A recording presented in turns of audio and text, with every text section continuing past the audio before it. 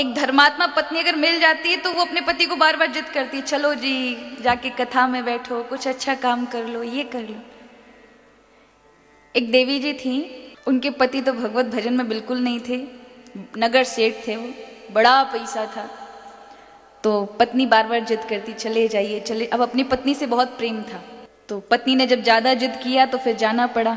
अब सेठ जी पहली बार कथा में आए तो नगर सेठ थे, देख करके सब आइए आइए आइए, जो भी यजमान था आइए आइए आइए। कथा व्यास जो थे उन्होंने भी देखा कि नगर सेठ आए और वो भी पहली बार भगवत भक्ति में दिख रहे हैं, तो उन्होंने कहा आइए आइए आइए बैठिए। अब वो बहुत सम्मान उन्होंने पाया तो बैठ गए, आइए बैठिए। अब महाराज कथा किसको मिल सकती है, कथा किसको मिल सकती है, कथा में मन किसका लग सकता है? सिर्फ उसका लगेगा जिसके पूर्व संस्कार होंगे। श्रद्धा किसको जागेगी? जिसने पूर्व में किया होगा। ये आप जो इतनी श्रद्धा से बैठे हो, इसका कारण ये नहीं है कि आपको बुलाया गया है। हो सकता है आपका मन ना लगता, आप सोचते चलो हम कहीं और जाकर के घूमते हैं, क्या 4 घंटे बैठे, लेकिन आपने पूर्व में भगवत भजन किया है। ये इसका प्रमाण है कि आपको प्रभु की कथा के प्रति आरंभ होते बिना अभ्यास के आप टिक गए 4-4 घंटे। तो उनका कोई पूर्व जन्म का कोई संजोग नहीं था भक्ति का, तो आते ही समाधि में चले गए।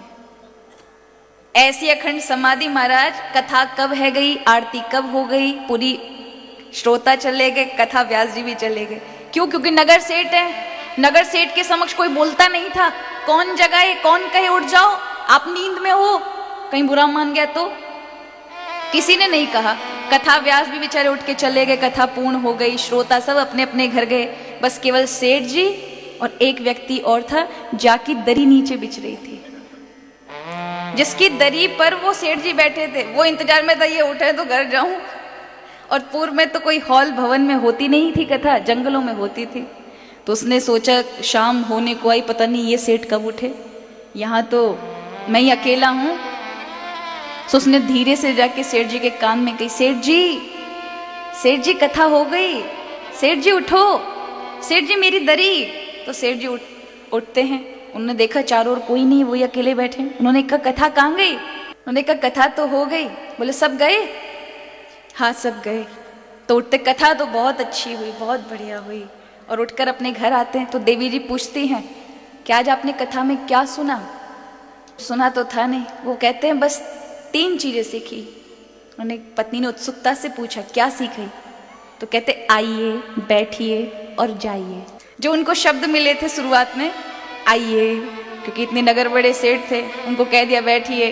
और जो दरी वाला था लास्ट में कहता है अब तो जाइए, कथा हो गई। तो वो 3 ही शब्द सीख कर आए, आइए, बैठिए, जाइए। पत्नी भावुक थी, भक्त थी। उन्होंने कहा पति तो बहुत मूर्ख है, सही सही बात है, तो कुछ सीख के नहीं आया, जो किसी काम की नहीं, बस उन्हीं को याद कर ली है, आइए बैठिए जाइए, पर कुछ नहीं, श्रद्धा ही सही। कभी कभी थोती श्रद्धा से भी आप बहुत बड़ी भक्ति को पा लेते हैं। तो वो कहती है कोई बात नहीं, इसी कोई गुरु मंत्र समझो। उसने कहा, उसका उत्साह कहीं कम ना हो जाए कि मैं कुछ सीख के नहीं आया, तो पत्नी ने थोड़ा उत्साहवर्धन कर दिया, इसी को गुरु मंत्र समझिए। अब रात्रि हुई, सब सो गए थे, पत्नी भी सो गई, पर पतिदेव को नींद कहाँ है? पूरी टाइम तो वहां बिताई थी निद्रा में। अब नींद ना आए, कभी इधर बदले कभी उधर बदले करवट, क्योंकि पूरी टाइम तो कथा के बीच में सोते रहे थे, तो निद्रा नहीं आई। तभी पत्नी की बात याद आई कि ये तो गुरु मंत्र है जो हम सीख कर आए, इसी का ही जाप कर लें। कहते मंत्र का जाप करना चाहिए। तो वही बैठ गए, आइए बैठिए जाइए, बैठिए जाइए, आइए बैठिए जाइए, जाप करते रहे। उसी रात्रि को चोर आ गए महाराज।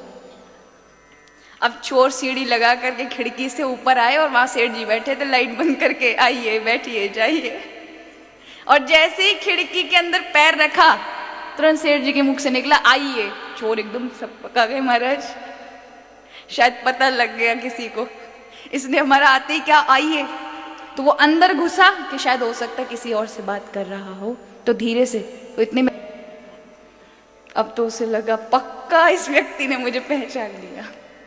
तो जैसे तैसे 2-4 सामान उठाए और भागने लगा, तो पीछे से बोल पड़े जाइए।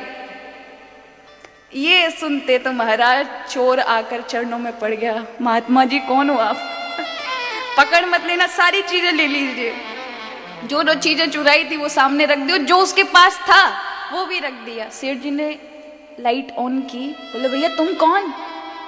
वो चोर कहता है आप तो अंतर्यामी सब जानते, और कुछ चाहिए तो ये भी ले लीजिए, कपड़े चाहिए तो वो भी ले लीजिए, पर मेरा कुछ मत करिएगा। दौड़ गया वहां से। सेठ जी को पता चला ये तो चोर था, ये मंत्र तो बड़ा सिद्ध है। एक ही बार में शरणागति हो गई मनुष्य की। अपनी पत्नी को जगाते रात्रि में, देवी जी उठो, आज क्या चमत्कार हुआ। पति ने कहा क्या हुआ?